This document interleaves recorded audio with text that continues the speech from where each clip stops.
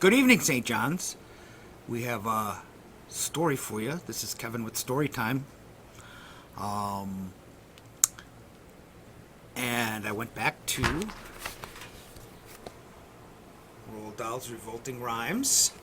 And today we're going to read the story of Little Red Riding Hood and the Wolf. Cautionary tale. Little Red Riding Hood and the Wolf. As soon as Wolf began to feel that he would like a decent meal, he went and knocked on Grandma's door. When Grandma opened it, she saw the sharp white teeth, the horrid grin, and Wolfie said, "May I come in?" Poor Grandmama was terrified.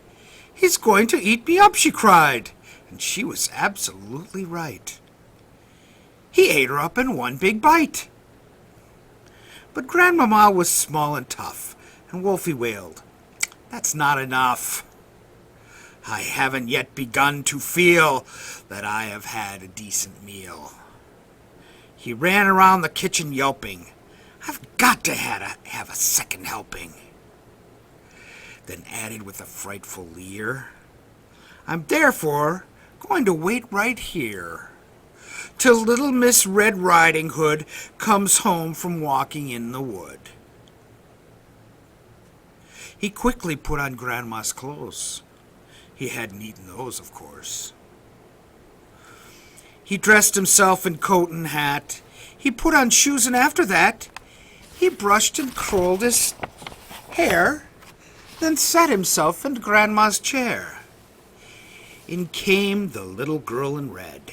She stopped, she stared, and then she said, "What great big ears you have, Grandma." "All the better to hear you with," the wolf replied. "What great big eyes you have, Grandma," said Little Red Riding Hood. "All the better to see you with," the wolf replied. He sat there watching her and smiled. He thought, "I'm going to eat this child. Compared with her old grandmama, she's going to taste like caviar." Then Little Red Riding Hood said, "But Grandma, what a great big furry coat you have on." "That's wrong," cried the wolf. "Have you forgot to tell me what big teeth I've got? Ah, well, no matter what you say, I'm going to eat you anyway." The small girl smiles. One eyelid flickers. She whips a pistol from her knickers. She aims it at the creature's head, and bang, bang, bang, she shoots him dead. A few weeks later in the wood, I came across Miss Riding Hood. But what a change! No cloak of red, no silly hood upon her head. She said, "Hello, and please do note my lovely furry wolfskin coat." There she is in all her glory. So, bonus time. 3 little pigs. And there's another wolf. They like those wolves and those old tales, don't they? The 3 little pigs. The animal I really dig. Above all others is the pig. Pigs are noble, pigs are clever. Pigs are courteous. However, now and then, to break this rule, one meets a pig who is a fool. What, for example, would you say if strolling through the woods one day, right there in front of you, you saw a pig who'd built his house of straw? The wolf who saw it licked his lips, and he said, This pig has had his chips. Little pig, let me come in." "Oh, no, by the hairs of my chinny chin. Then I'll huff, and I'll puff, and I'll blow your house in." The little pig began to pray, but Wolfie blew his house away. He shouted, "Bacon, pork, and ham! Oh, what a lucky wolf I am!" And though he ate the pig quite fast, he carefully kept the tail for last. Wolf wandered on, a trifle bloated. Surprise, surprise, for soon he noted another little house for pigs, and this one had been built of twigs. Little pig, let me come in. No, no, by the hairs of my chinny chin chin. Then I'll huff, and I'll puff, and I'll blow your house in. A little rough on the voice, the wolfie there. The wolf said, "Okay, here we go." Then he began to blow and blow. The little pig began to squeal. He cried, "Oh, wolf, you've had one meal. Why can't we talk and make a deal?" The wolf replied, "Not on your Nelly." And soon the pig was in his belly. "Two juicy little pigs," wolf cried. "But still I am not satisfied. I know full well my tummy's bulging, but oh, how I love indulging. So creeping quickly as a mouse, wolf approached another house, a house which also had inside a little piggy trying to hide.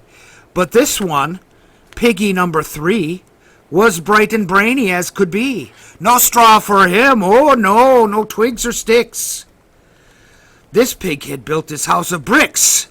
"You'll not get me," the pig cried. "I'll blow you down," the wolf replied. "You'll need," pig said, "a lot of puff, and I don't think you've got enough." Wolf huffed and puffed and blew. The house stayed up as good as new.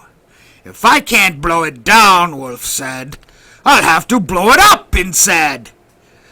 I'll come back in the dead of night and blow it up with dynamite." Pig cried, "You brute, I might have known." Then picking up the telephone, he dialed as quickly as he could the number of Red Riding Hood.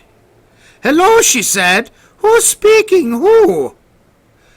"Oh, hello, Piggy. How'd you do?" Pig cried, "I need your help, Miss Hood. Oh, please help me. Do you think you could?" "I'll try, of course," Miss Hood replied. "What's on your mind?" "A wolf!" Pig cried. "I know you've dealt with wolves before, and now I've got one at my door." "My darling Pig," she said, "my sweet, that's something really up my street. I've just begun to wash my hair." And there she is, drying off. And she said, "When it's dry, I'll be right there." A short while later, through the wood, came striding brave Miss Riding Hood. The wolf stood there, his eyes ablaze and yellowish like mayonnaise. His teeth were sharp, his gums were raw, and spit was drooling from his jaw. Once more the maiden eyelids flickers. She draws the pistol from her knickers. Once more she hits the vital spot and kills him with a single shot. Pig, peeping through the window, stood and yelled, "Well done, Miss Riding Hood." "Ha, ha, ha, Piglet! You must never trust young ladies from the upper crust. For now, Miss Riding Hood, one notes, not only has 2 wolfskin coats, but when she goes from place to place, she has a pigskin traveling case." And there it is. I hope you enjoyed these stories. We'll talk to you tomorrow.